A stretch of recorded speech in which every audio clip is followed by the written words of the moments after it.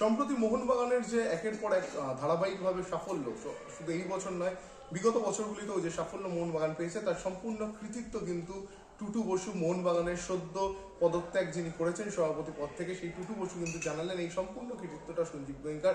দেবাশিস দত্তের এর পিছনে কোনো অবদান নেই। তিনি জানিয়ে দিলেন যে প্রথম অর্থাৎ নতুন বছরের প্রথম দিন পয়লা বৈশাখ, যেদিন বারপুজো, ক্লাব লনে সাজিয়ে রাখা হয়েছিল আইএসএল এর সিল, আইএসএল ট্রফি এবং সদ্য হকি যে কলকাতা হকি লিগ, সেখানে মোহনবাগান চ্যাম্পিয়ন হয়েছে সেই ট্রফি, এই তিনটি যে ট্রফি সাজিয়ে রেখেছিল ক্লাব লনে, এর কৃতিত্বটা কার? দেবাশিস দত্ত কিন্তু কোনো রকম কৃতিত্ব তিনি নিতে নারাজ। তিনি জানিয়েছেন এই যে সাফল্য মোহনবাগানের সম্পূর্ণটাই এসছে সঞ্জীব গোয়েঙ্কার কারণে। কি বললেন তিনি শুনে নিন। তুমি দেখতে পাচ্ছ যে কি পারফরমেন্স আছে, আমার প্রশ্ন করবে কি? কেমন আমার প্রশ্ন করো, স্পেসিফিক প্রশ্ন করো।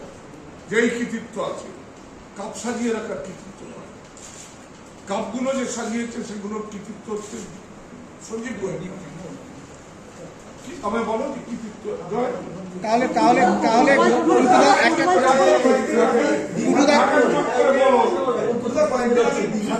সেটা এসছে যে কাপগুলো সাজানো পয়লা বৈশাখে, ওই কাপগুলো কে এনে দিয়েছে? এনে দিয়েছে সঞ্জীব গোয়েঙ্কার। সঞ্জীব গোয়েঙ্কারকে কে এনে দিয়েছে? আমি যেহেতু বললাম যে যারা ইয়াং জার্নালিস্ট, তারা খুব ইয়াং জার্নালিস্ট, যারা তার ইতিহাস না, তবে এটা জানবে যে সঞ্জীব গোয়েঙ্কার যখন এসছে কে এনে দিয়েছে। এই জার্নালিস্ট যারা আছে তাদের মধ্যে যদি না জানে, পাশের বন্ধুকে জিজ্ঞেস করে এটা কি জানিস না, ওর লোভ, গ্রিড,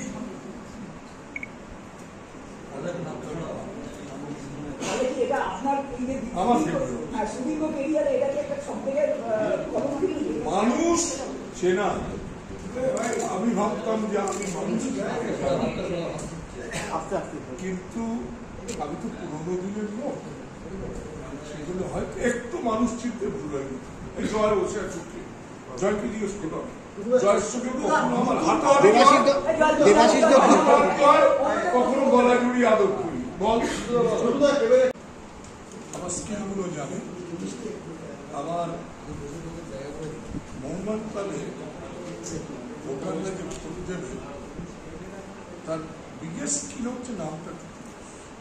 সে স্কিল থেকে দেবাশিস জানে নাকি তুমি মনে করো দেবাশিস এক প্রেমে খেলতে পারবে? তাহলে যদি এক প্রেমে ফেলো